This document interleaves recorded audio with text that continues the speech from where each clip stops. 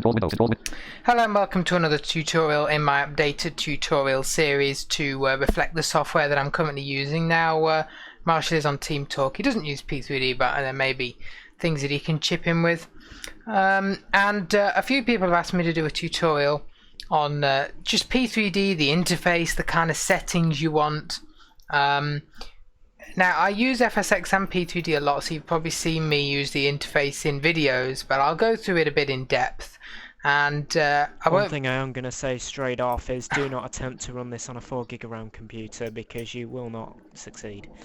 Well, yeah, P3D, I'll get to that, but it is more system intensive, as Marshall has found.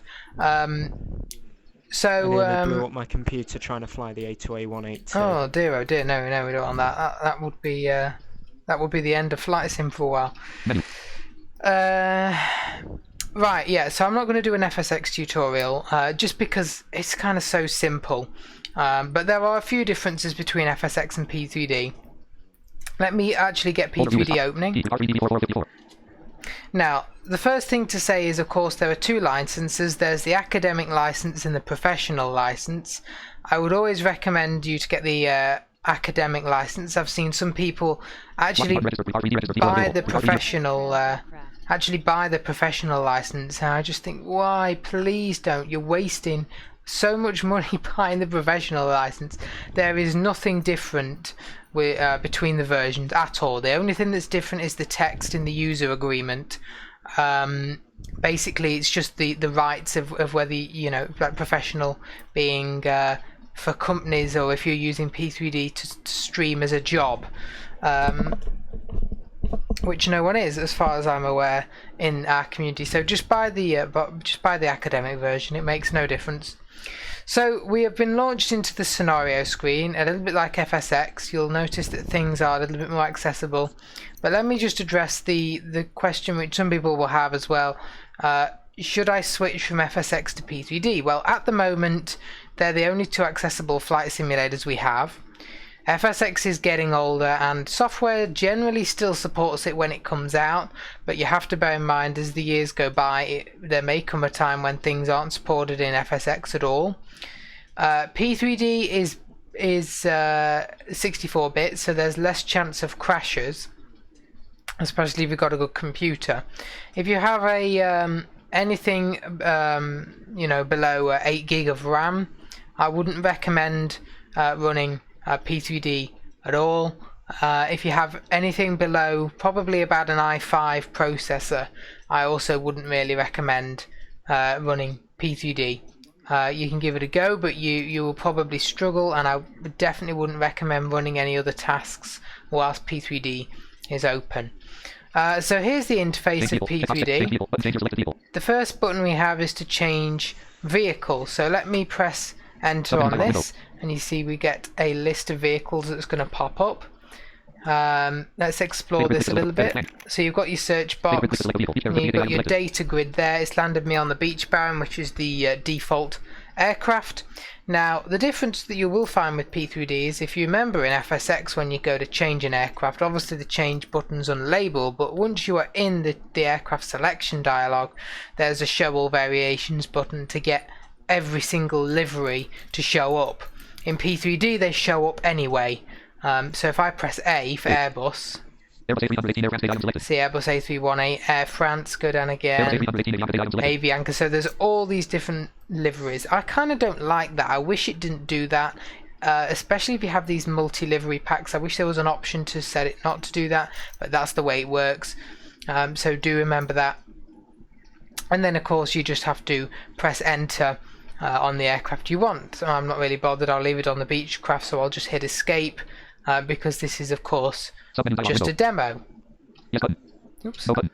No, we don't want to exit P3D. There we go. So then there's the list of available weather themes to choose from, and you've got all the usual themes here. You can arrow down, fogged in, grey and rainy, etc. Just like you would in FSX, exactly the same kind of thing. Of course, it's a change button in FSX that you have to go into though, and it's a bit more accessible in P3D. Weather themes there is checked. Obviously you can change weather mode. You could have Let's have a look, shall we? There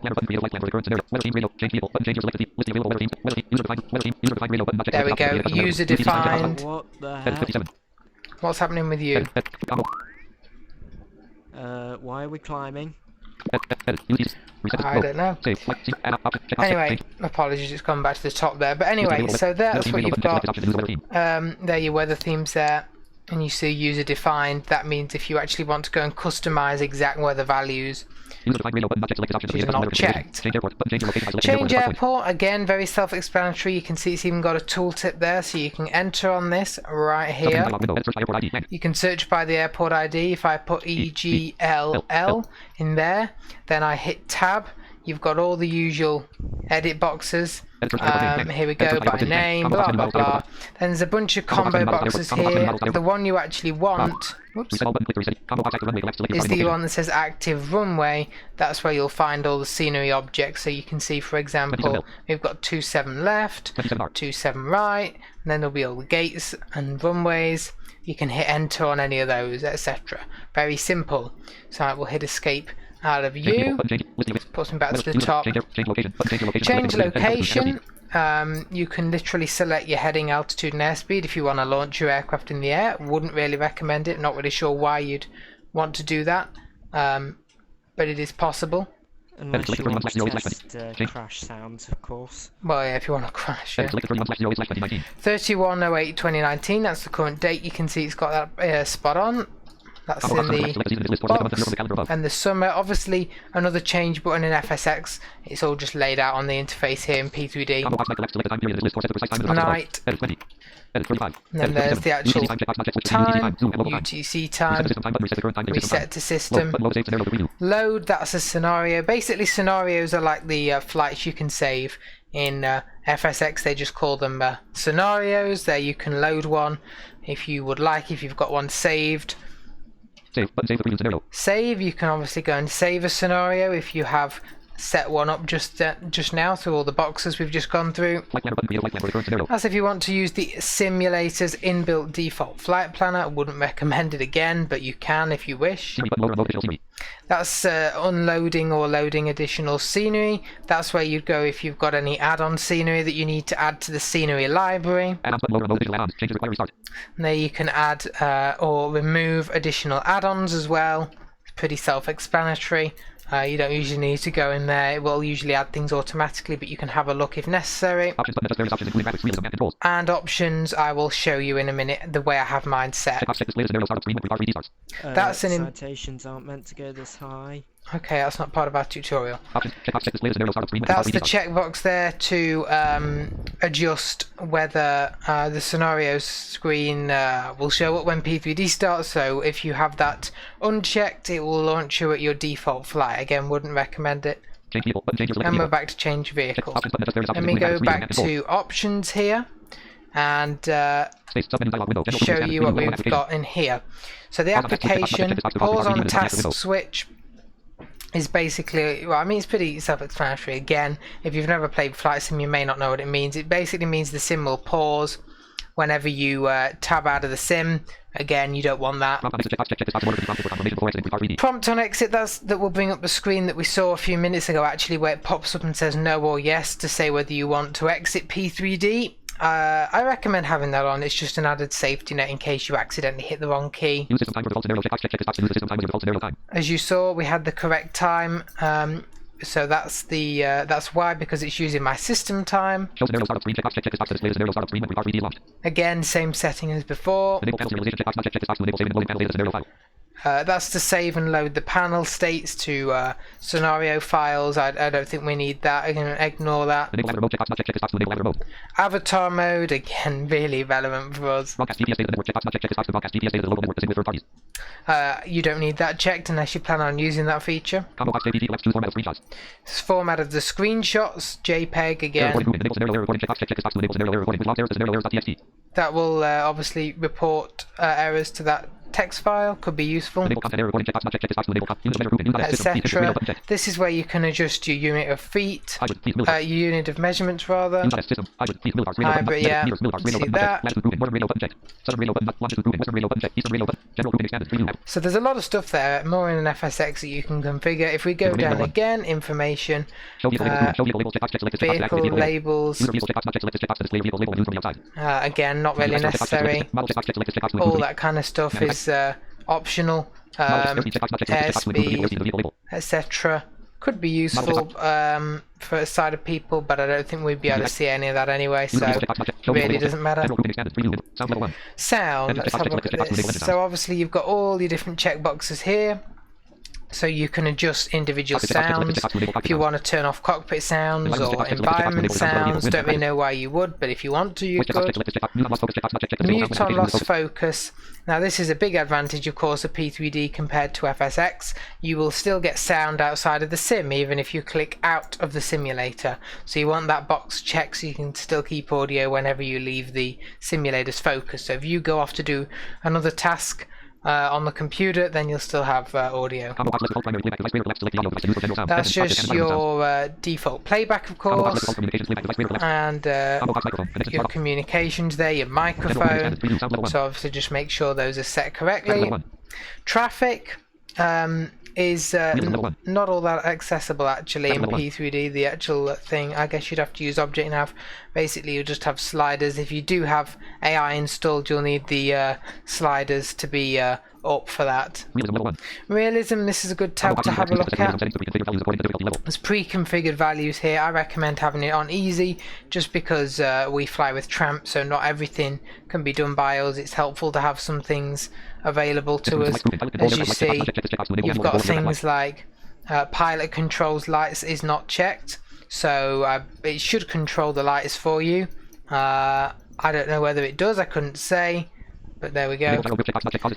Gyro drift, again, doesn't really make any difference to us, but it'd be kind of nice if it can sync that up properly. True airspeed on your instruments, which I have obviously checked. I want it to show true on some of the instruments. It doesn't really matter because Tramp will show me both anyway. Well, it'll show me the indicated rather, and I can view true if I really want to, the ground speed from Project Fly. There we go. Ignore crashes and damage. I have that checked in case we hit something randomly when Tramp's flying. Then hopefully we won't crash as easily. That means it won't. User avatar again is irrelevant. Auto mixture is currently checked. That's for prop aircraft, so it'll deal with the mixture itself. That can be helpful. That's unlimited fuel. If you're using A2As, then you might want to turn that off. Yes, I haven't found many A2As that actually work very well, but if you are using, say, the 172, I know their Bonanza is it that doesn't work very well with fuel, but if you're using something like the 172, then turn it off. Yeah. Unlimited fuel I have checked, especially with Tramp, because the aircraft Realism is not completely up to scratch, and is they're free. Hopefully Tramp doesn't distress the engines, but if it does, then that is unchecked. And again, we don't need that. It doesn't matter whether it's checked or not, really. Automated rudder control is currently checked. I haven't experienced anything related to that. It hasn't started messing with my aircraft, so I've just left it. But yeah. Ignore attachment weight. That is, I mean, we're not going to have anything attached to it. Again, attachment, I think that's more for fighter stuff. Okay, graphics and display. This could be very helpful if you have a lower end system. If you want to come and make sure that your graphics are turned down, I would advise turning them right down, depending on your system. I mean, it can be good to have them a little bit higher for streams maybe, so that people can see stuff, but to be honest, the P3D default graphics are so bad anyway, it's not really worth it. Remember, a lot of mainstream flight simmers actually use so many add-ons to adjust the visuals instead of just default. So mine's on custom. I'm gonna go and get these meds, so I'll be back. Alright. I'm not happy with the way this flight's progressing. I'll tell you more once you're done. Okay, right. So that's the combo box where you can select graphics presets. Mine's on custom because I've done things myself. Obviously save and reset to default if you would like. So that smooths the edges of objects is currently off because obviously I don't care. Again, it's got notices there. I've put none on that. Higher settings may affect performance. Again, texture detail, mine's on trilinear, but you can adjust that. I think that's probably one of the lower ones. That's the global texture detail, which is currently on very low, because again I don't care. You might want to move that up just a little bit if you're going to stream, depending on system. That's just the correct display. That's the resolution, which obviously has to be correct for your display. Yeah, that's currently unchecked. Again, we don't need that. Use reduced screen tearing. That I think is more if you have a monitor. I don't think it particularly matters. But you might want to turn that on, I guess. I don't need that, obviously, because it's just a normal computer screen. That doesn't really matter, but I do have it on just to improve the cockpit view a little bit. Alright. World, let's have a look in here. So that improves the ground texture detail, high resolution. Again, I don't have that checked because it just takes more performance. Again, dynamic vegetation. Underwater elevations, I mean, that's really not relevant for us. We're not going underwater. So I know P3D can do submarine stuff. And then there's a load of stuff here for reflections. Obviously, I'm not interested in any of this because it's all just visual stuff. So I have all that off. Lighting. HDR lighting. Now the lighting is something you really do want to be careful of. The lighting does take a lot of performance, so I have that off, and dynamic lighting. I do recommend having both of those off, definitely. Again, landing lights will illuminate the ground, doesn't really matter to me, might look nice on a stream. Lens flare, I don't even know what that is. And that's about casting shadows. Which I don't care about, so all these are just unchecked, allowing different things to cast shadows.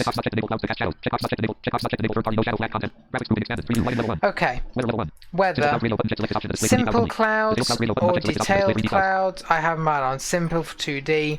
If you use an active sky, it will adjust the visuals anyway a little bit. Volumetric fog. The precipitation I don't have as detailed, which doesn't actually affect the way that it affects things in terms of, you know, you'll still get the same precipitation, it'll still affect your aircraft, it's just how it looks. I don't need effects on the windshield, as in, again, not physical effects, it just means visual effects on the windshield. Thermals visible in the atmosphere is not there. I do have that on because obviously I want turbulence to affect the vehicle. Okay. And then it's just onto controls here, which I would pretty much leave alone. The only thing that might be useful here is axis assignments. If you have a joystick, you can come in here and you can adjust your axis for your throttle and whatever if needed. It should work by default. And calibration, you can recalibrate your joystick. Let's have a look in other. Again, that's something to do with controllers. Force feedback can be useful for controllers if you'd like that. And that's for different devices. So we'll escape out of that. So let's say we're all ready to go. We've set up our scenario. How do we actually do a flight then? Well, we can... the way I actually get it to launch once I've said everything is just to hit enter on the launch weather theme. And you will see, you can hear the progress bar going up as it loads my flight, which is nice. FSX doesn't have that. 36%. This is just loading the default flight with a beach barrel on the ground, just so I can then show you the P3D menus, which are slightly different. 56%. 66%. 76%. Lockheed Martin register P3D register P4.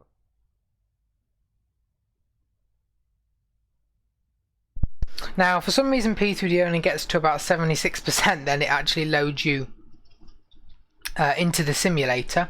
Now, of course, you'll want to have a default flight cold and dark, and to do that, that's exactly the same as FSX, which I'll demonstrate in a minute. Now, the main difference here, if I do Control F12, you know, it brings up FSTramp.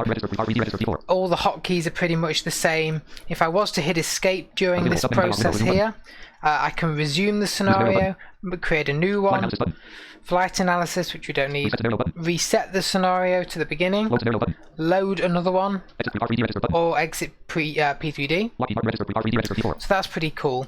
But the main difference is the menus. Now in FSX, of course, we use object nav to get to the menus and do that.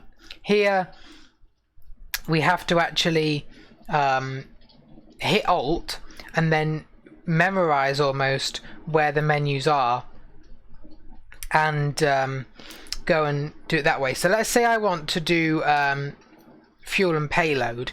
I have to hit Alt, and then I know that it goes the way that it goes essentially the same way as FSX in the menu. So you have like flights, which will be scenarios, aircraft, world, options, etc. So now I've just pressed Alt, I'll be positioned on flights or scenarios. If I go to the right, I'll be on aircraft or vehicle. If I go to the right again, I will be on world, which is the next tab, etc, etc, going across. So let's say I wanted to do fuel and payload. I need to go to the aircraft thing. So I'd hit Alt, and then I go 2 across to be on aircraft or vehicle.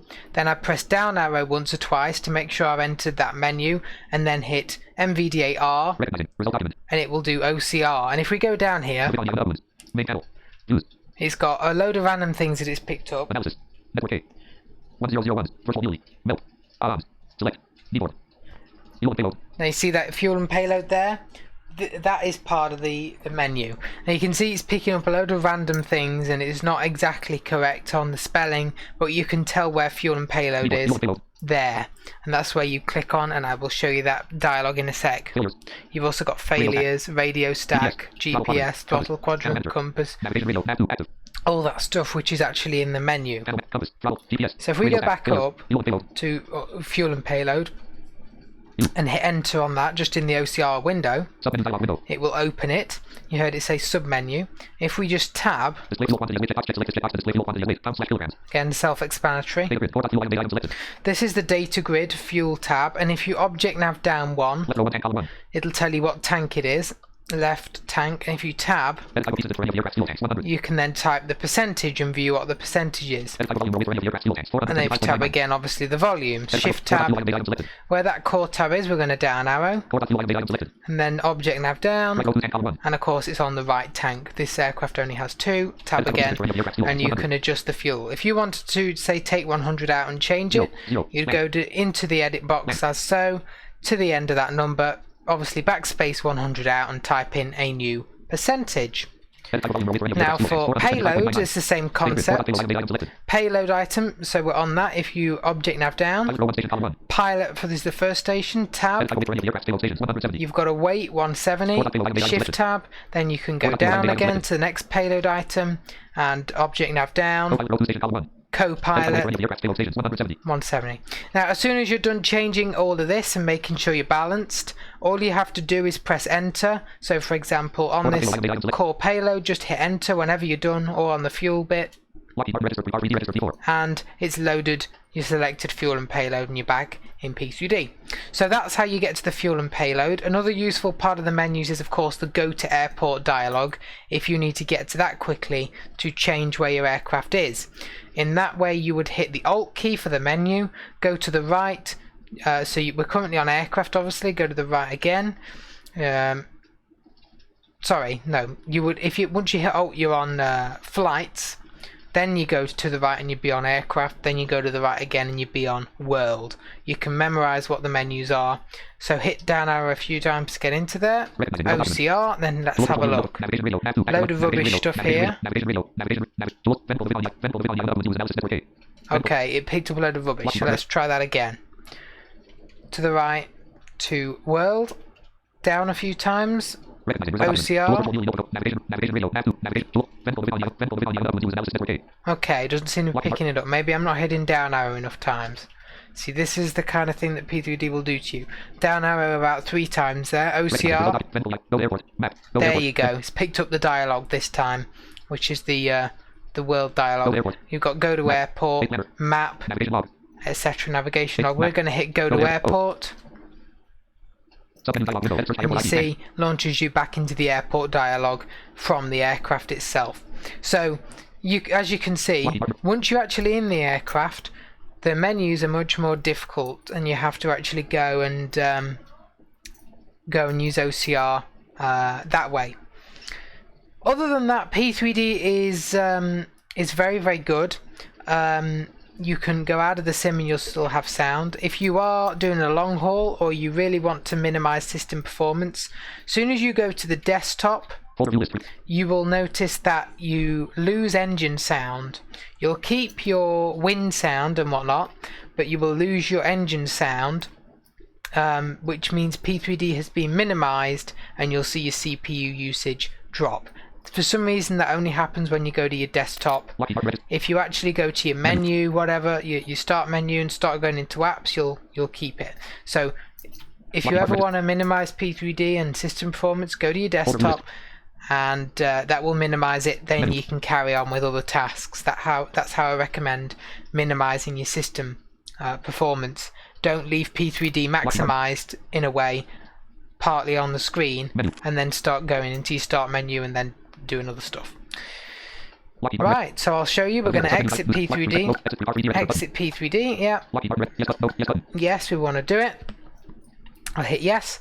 Now for me, it takes a little while for P3D to shut itself down, 10 seconds or so. And whilst it does that, you won't be able to do anything with the computer. It just read that out, but I can't press any keys, so I'm just going to leave it for 10 seconds or whatever. There we go, and it's just read out menu. So P3D is closed. Overall, I do like P3D as a sim. It is definitely more modern, as you can see, but for actual lower end systems, it can be a bit tough. Mine is pretty good with it. The way I have it set up, 8GB of RAM, i5, works absolutely fine, no problem. I think if you went lower than that, you would start to run into some issues. Right, I hope you've enjoyed this P3D version 4 tutorial. That was P3D version 4.5. Yeah, any questions in the comments, of course, blindflightsimmer44@gmail.com for emails. And I will see you. You go here. I will see you in the next video or stream.